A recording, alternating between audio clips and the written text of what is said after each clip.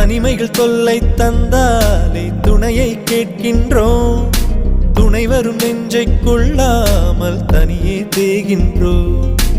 ஆசை மட்டும் இல்லையே ஏது நாட்கள், கைகள் தொட்டு சூடவே காதல் பூக்கள்.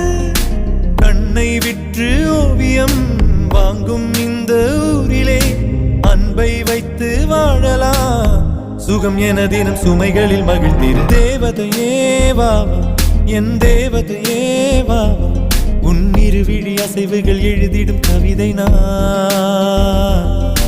பூமழையே வாவா, என் பூமழையே வாவா, உன் விரல் தொடும் தொலைவினில் விழுகிற அருவினா.